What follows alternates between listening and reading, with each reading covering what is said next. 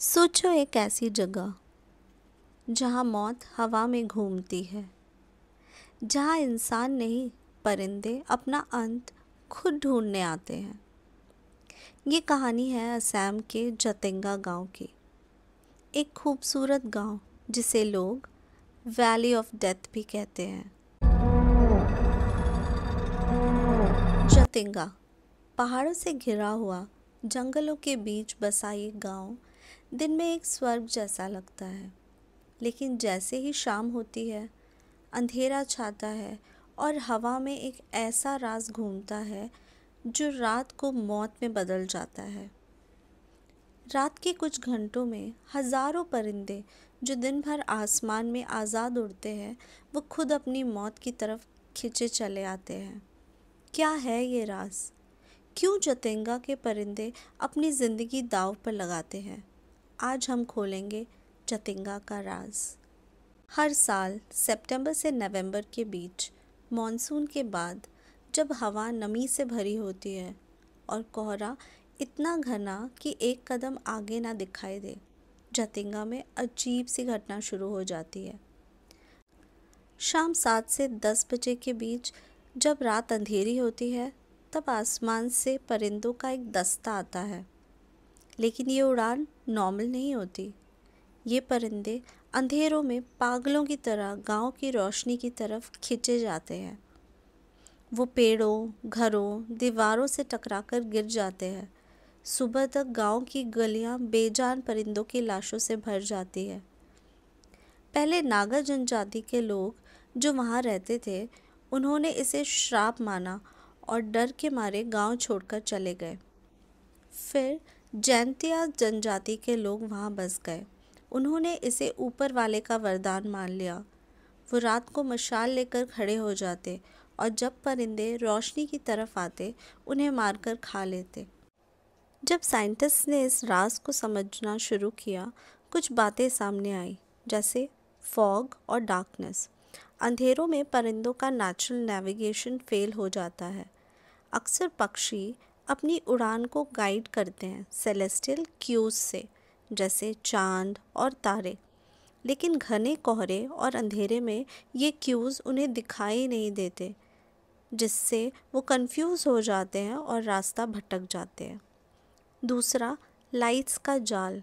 गांव के घरों की बत्तियां या मशालें उन्हें एक सेफ जोन लगती हैं, बिल्कुल वैसे ही जैसे पतंगे आग की तरफ खींचे चले आते हैं, वैसे ही ये परिंदे भी रोशनी को देखकर उसकी तरफ दौड़ते हैं, लेकिन वो रोशनी उनके लिए मौत का जाल बन जाती है। और तीसरा, मैग्नेटिक फील्ड थ्योरी। कुछ एक्सपर्ट्स का मानना है कि जतिंगा की ज़मीन के नीचे अनयूजुअल मैग्नेटिक प्रॉपर्टीज़ हैं। ये मैग्नेटिक फील्ड्स पक्षियों के इनर कंपास को डिस्टर्ब करते हैं। शायद आपको पता हो, बर्ड्स के ब्रेन में माइक्रोस्कोपिक मैग्नेटाइट पार्टिकल्स होते हैं जो उन्हें डायरेक्शन डिटेक्ट करने में मदद करते हैं। अगर मैग्नेटिक फील्ड अनस्टेबल हो तो वो कंपास ही उल्टा पड़ जाता है और बर्ड्स सीधे खुद अपनी मौत की तरफ उड़ जाते हैं। सबसे अजीब बात यह है कि ये घटना सिर्फ एक 1.5 किलोमीटर के रिज पर होती है, न ज़्यादा न कम।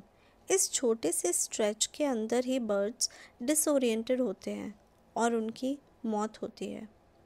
ये बात इस राज को और गहरा बनाती है, क्योंकि अगर ये सिर्फ फॉग और लाइट्स का खेल होता तो आसपास के गांव में भी होता, लेकिन नहीं, ये सिर्फ जतिंगा के इस एक टुकड़े में होता है।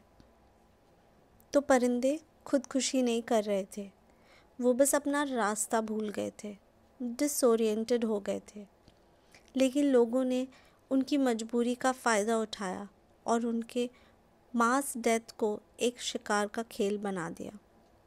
जहाँ साइंटिस्ट इसे एक नेचुरल फिनोमेना मानते हैं, वहीं गांव वालों के लिए ये एक डरावना राज है, शिकार का एक खेल है। एक मशहूर ऑर्निथोलॉजिस्ट डॉक्टर शर्मा, जिन्होंने अपनी पूरी ज़िंदगी परिंदों पर रिसर्च में गुजार दी, उन्होंने अपनी डायरी के पन्ने में एक ऐसी रात का जिक्र किया है जो उन्हें हमेशा याद रहेगी। उन्होंने लिखा, उस रात मैंने गांव के इर्द गिर्द माइक्रोफोन्स और कैमरास लगाए थे।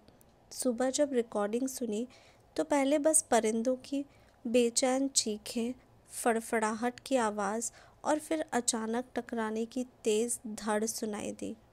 कुछ ही पल बाद सब कुछ खामोश हो गया, सिर्फ सन्नाटा। जब मैंने सुबह उठकर बाहर देखा तो मेरी रूह कांप गई। ज़मीन जैसे जंग का मैदान थी। हर तरफ छोटी छोटी लाशें बिखरी हुई थी, पंख टूटे हुए, कुछ के सर छिले हुए और कुछ अभी भी जिंदा थे पर दम तोड़ रहे थे। मैं एक साइंटिस्ट हूँ, लेकिन मैंने अपनी ज़िंदगी में कभी ऐसा मास डेथ नहीं देखा था। वही गांव के कुछ बुज़ुर्ग इसे अपनी गलती मानते हैं।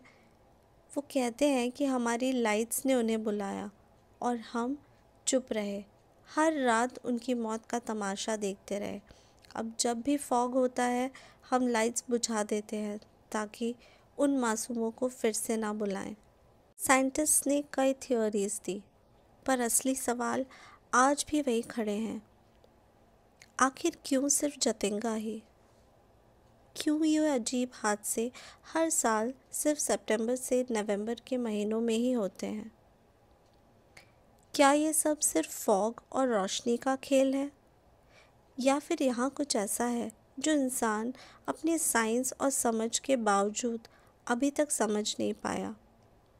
लोग मानते हैं कि उन परिंदों की आत्माएं अब भी हवाओं में घूमती हैं और जो भी वहाँ जाता है उनकी चीखें महसूस कर सकता है।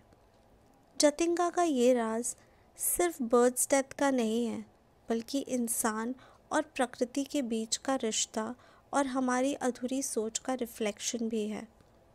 अगर प्रकृति ऐसे आवाज़ उठाए तो क्या हम सिर्फ देखते रहेंगे?